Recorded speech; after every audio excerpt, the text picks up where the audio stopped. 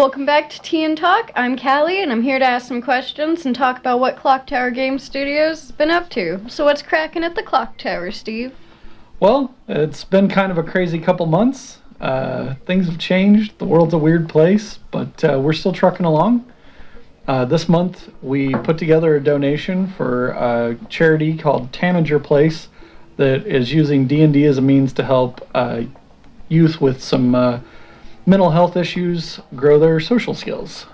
We've also been working on updating our Patreon tiers and our reward system for that. I've also been working on campaign rules and fiction that tie in with the Patreon. And we've been, of course, working on, as you guys have been able to see, Nagoya and a lot of YouTube videos about the urban sprawl that's inspired by. And my current favorite, a bunch of our favorite model companies, or a couple of them in particular, have started producing, instead of just full models on Patreon for 3D printing, they're actually producing bits, and that's something I'm pretty excited about right now. I am pretty excited. Well, I'd like to start off talking about Tanager Place in particular, and I'm going to actually ask the questions for a minute because she's the one that found the Tanager Place charity and set up the donation. So why don't you tell them about what we set up for the kids? Well, I'm in a couple dice making groups on Facebook, and one day I was scrolling through and came across a post by this guy named Jordan talking about how he helped facilitate a program that uses D&D to help mentally unhealthy youth develop their social skills, and how they needed donations to help really get the program going, because they were using dice and coins in placeholders of characters and all of that. So I talked to Steve and asked him if we could print up some models to send him. So we sent them each an individualized character model for their class and their character, and we sent them each a couple homemade dice bags, and sent a total of 42 models, not just their characters, but a bunch of spares for villains and monsters and that sort of thing. Encounters and NPCs. Exactly. Fill out the village folk. There were some models in there from Lion's Tower, from Anvil Industries, from Titan Forge, and we boxed all those up and shipped them out around the first of the month. We've actually received confirmation from Jordan that it was all received and everything shipped pretty well, and the kids were extremely excited.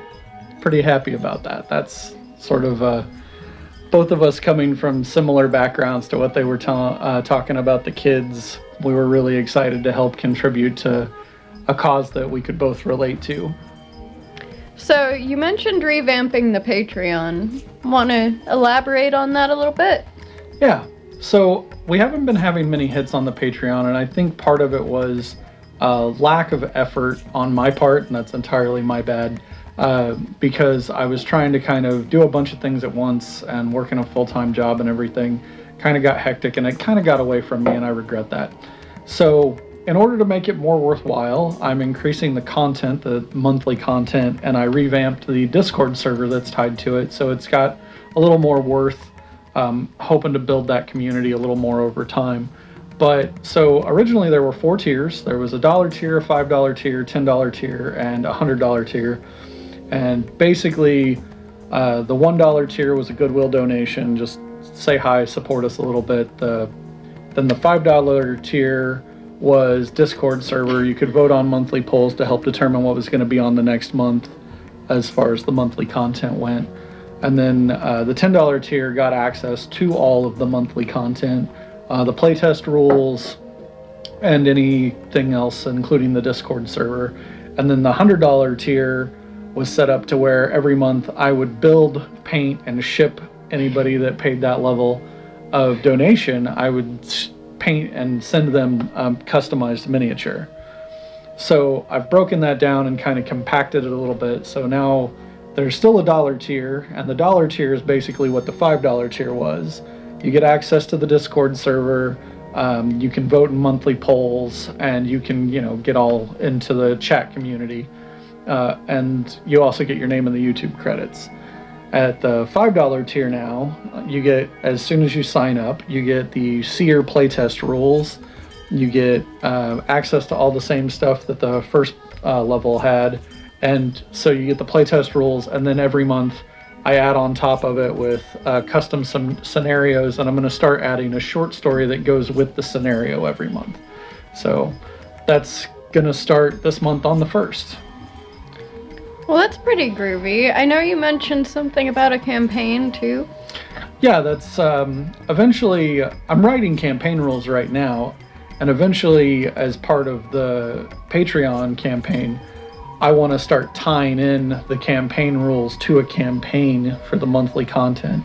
So at some point, it's going to start into where the monthly content ties into an ongoing campaign that'll probably help me. The results from it will help shape the fluff and the background story for the setting. So I think that'll be a cool way to go. And at the same time, the monthly content will also help me write short stories that'll help flesh out and fill in the setting as well. And what kind of direction are you going with the fiction?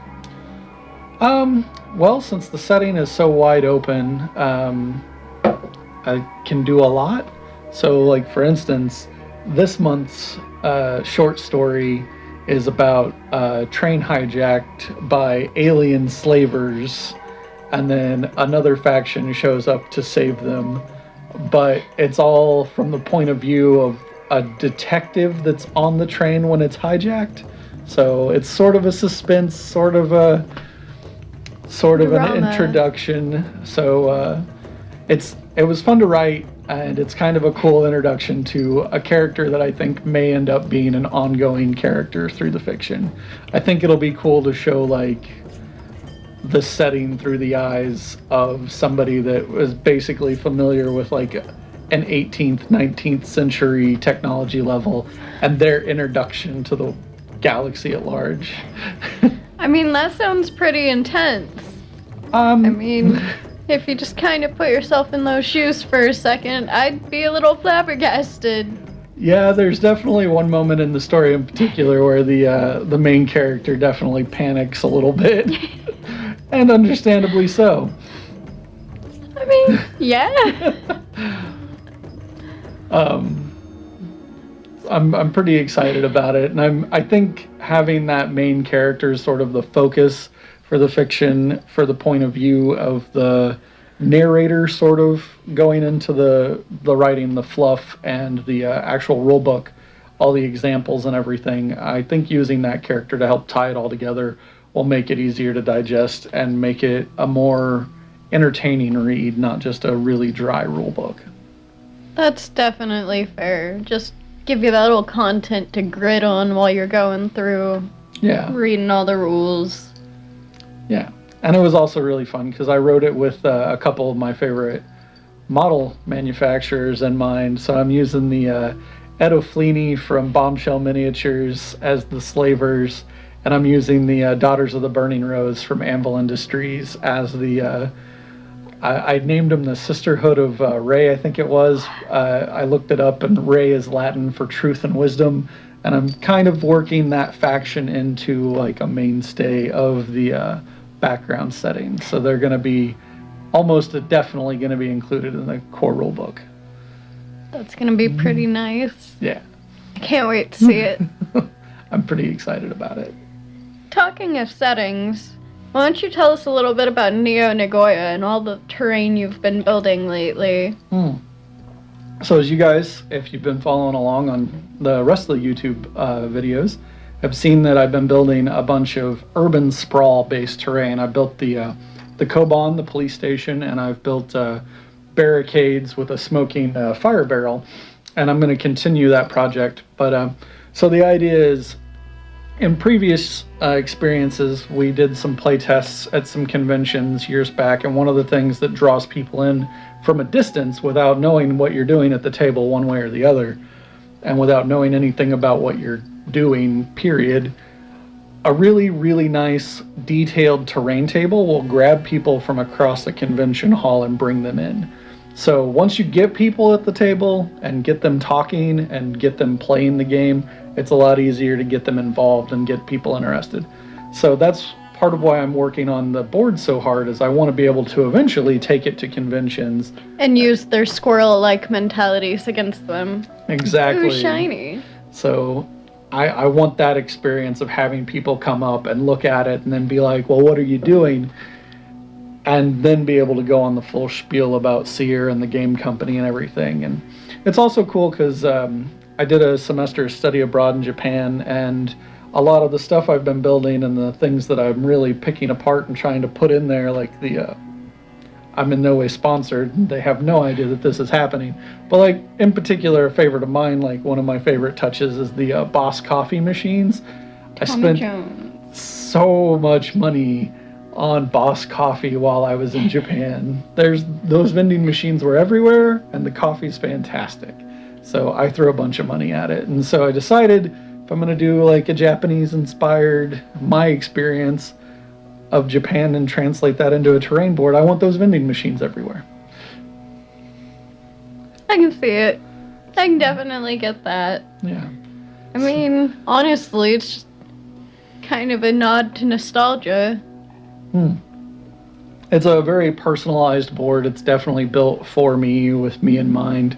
I am making it high detail so it'll draw attention and get people involved from a distance, but really the payoff's for me. It's to make your heart happy. And I mean, that's an important life lesson. Don't forget to make your heart happy in your projects, because if you're not happy, what's the point?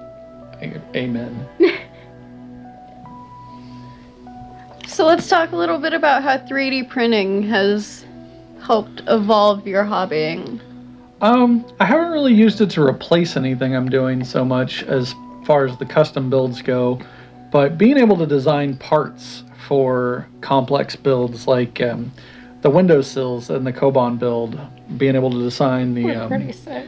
Yeah, I thought those turned out pretty all right. I like that you managed to get the slatted blinds. Yeah, that's exactly what I was going to bring up, is being able to do the blinds, the windowsills, being able to sandwich the clear plastic in between the two to actually make a good window pane. That was really neat. And I probably would have been able to do it with like popsicle stick or coffee stir stick or toothpicks or something, or plastic card. But where 3D printing really makes a difference is the time savings and doing it once and then being able to repeat it, because each of those windows, like designing the first one, I used an app online, a browser-based 3D design tool called Tinkercad. Designing the first one took a while. It took a couple hours, but it would have taken me the same amount of time to build one in plasticard or however else. Yeah. And then I would have had to have done that again and again and again. A total of, I think there were 7 of those, that style of window on just the second floor. And then there was the 3 doors that I repeated. And then there were the couple shuttered windows that repeated as well. All of that, like, yeah, I could have built it all by hand. I have in the past, but doing it in an application where I could repeat it on demand as often as needed and have it turn out very nearly identical, that's just a huge time saver when it comes to the back end.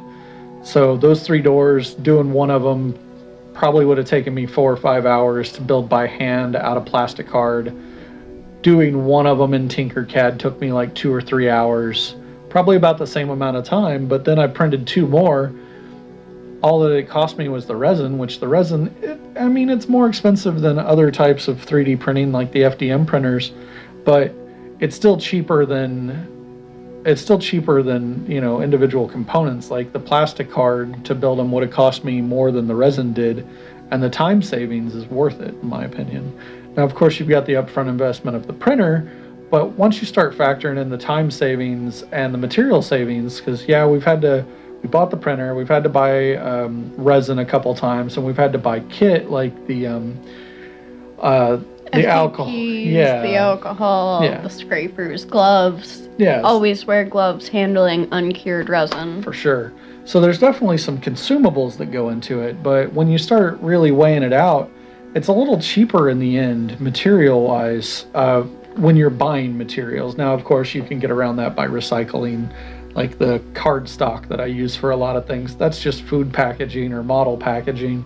So it's a time saver, and it can be a money saver if you don't want to go out and buy, like, there's tons of model companies that make MDF printed windows and that sort of thing, or MDF laser etched windows, or, you know, other like cast resin or plastic bits for models.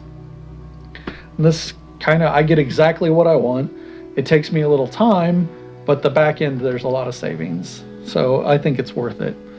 And then it's not just for terrain either, of course. There's the models, the Patreons that we follow. So, speaking of the companies we're following, there's been some exciting shakeups in the realm of 3D printing Patreons lately. Let's talk a little bit about that.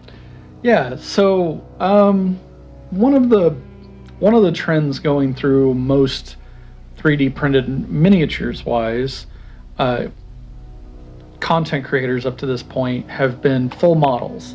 Occasionally you'll get a model that's sliced into a couple parts for printing. If it's a big model or if it has a lot of overhangs, that doesn't really work very well for most printers. So they'll break it down into parts, but it's still one pose. The pieces go together a certain way. They're not really interchangeable with any other models.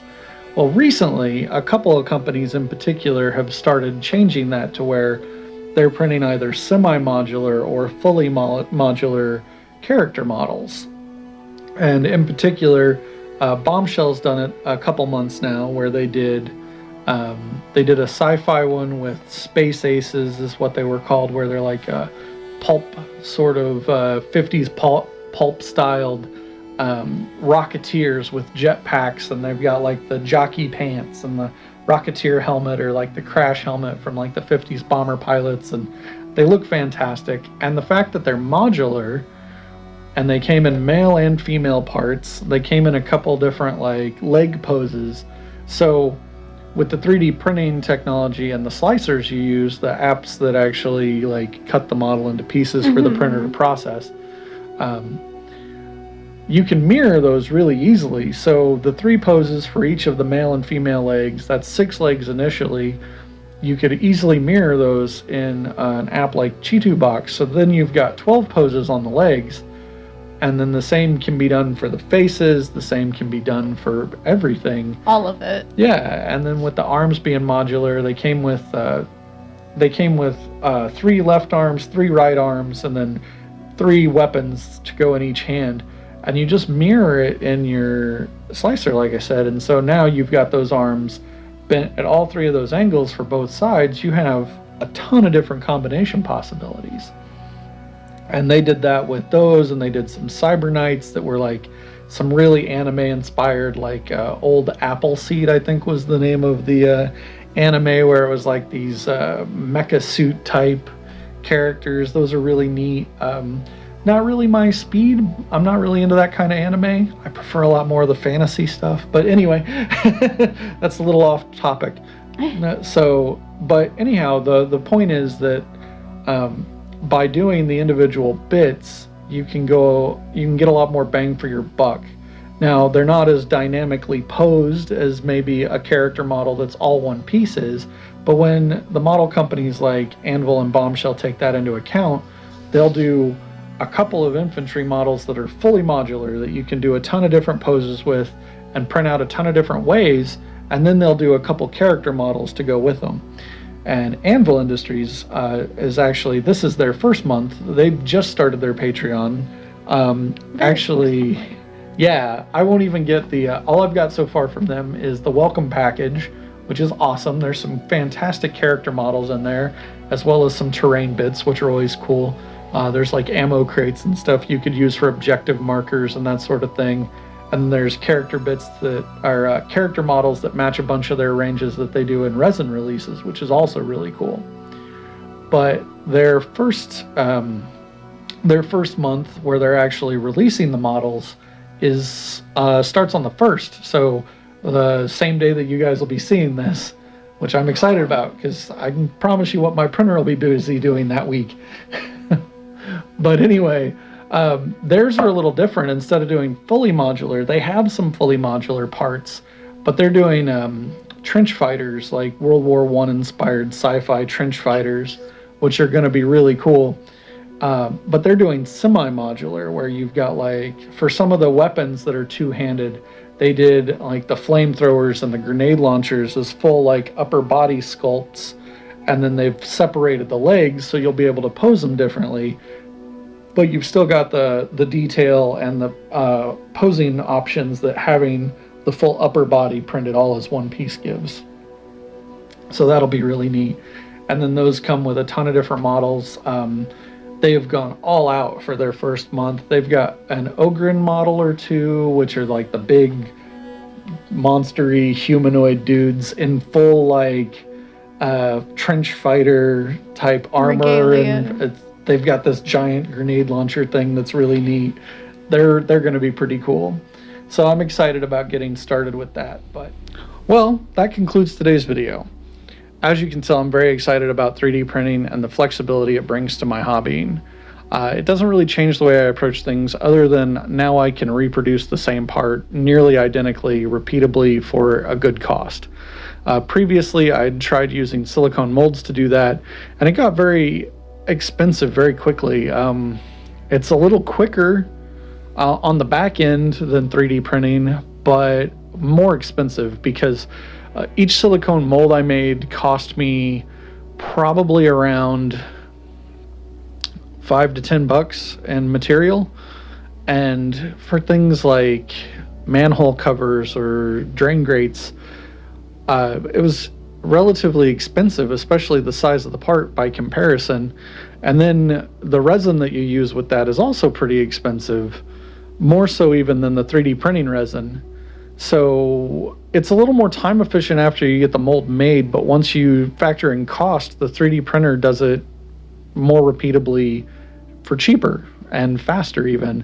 If I want to do a lot of a single part back to back, designing it in Tinkercad or whatever, and then printing out like the manhole covers and the drain grates, I could do one set of two drain grates and a manhole cover in 15 minutes, 20 minutes, give or take, once you factor in mixing and pouring the resin and then giving it time to cure.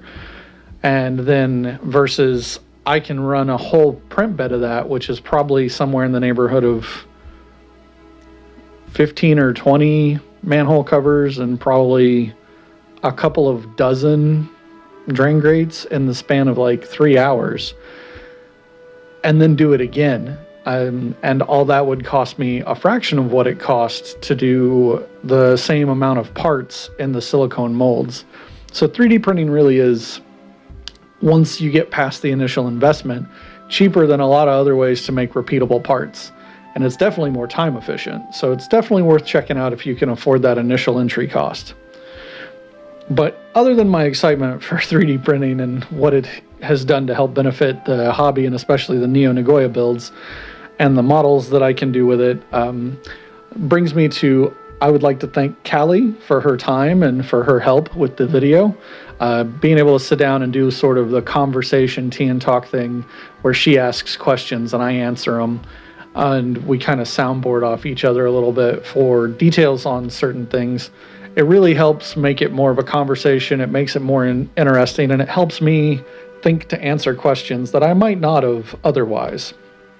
Things about the the details of stuff that I would just take for granted that she asks about and helps relate. And it's helpful in that regard for me, and hopefully you guys enjoy the more conversation as opposed to me just sitting here spewing information. I think it's a little more interesting, like I said.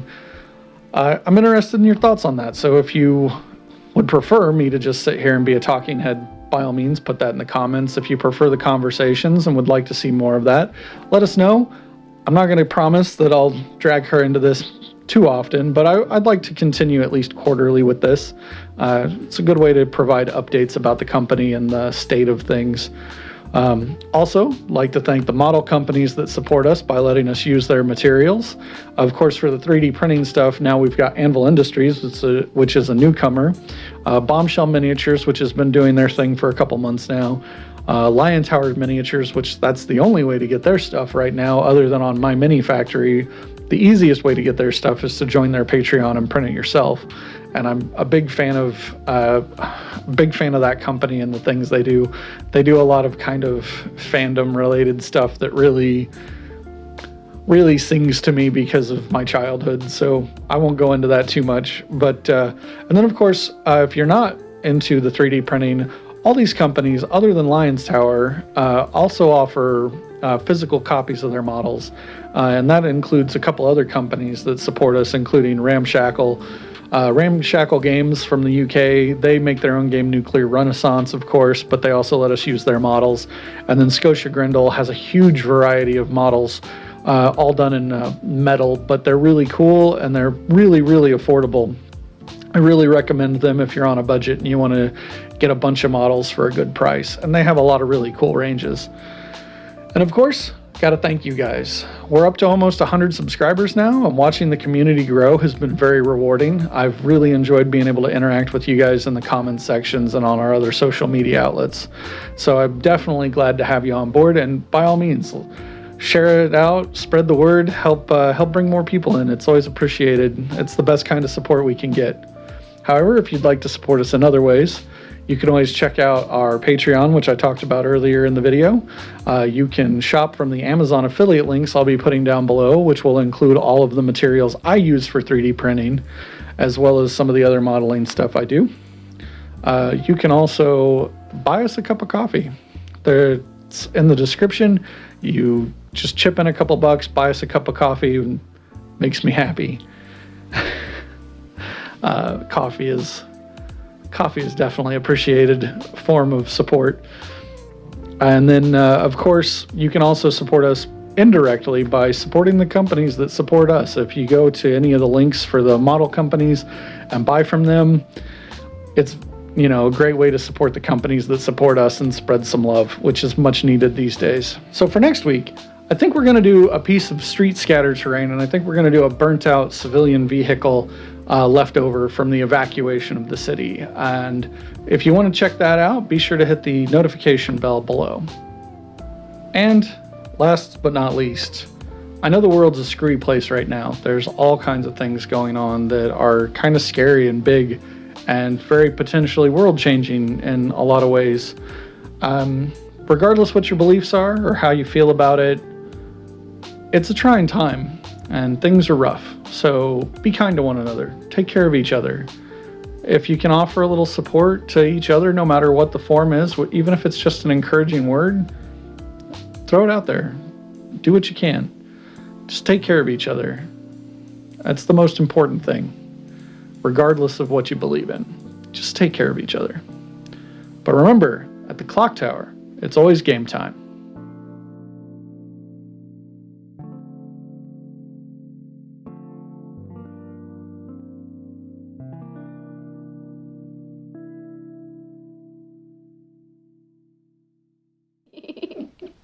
I don't know what you're talking about. She's a taco. She's a taco, and she really likes a taco. I think she's had enough.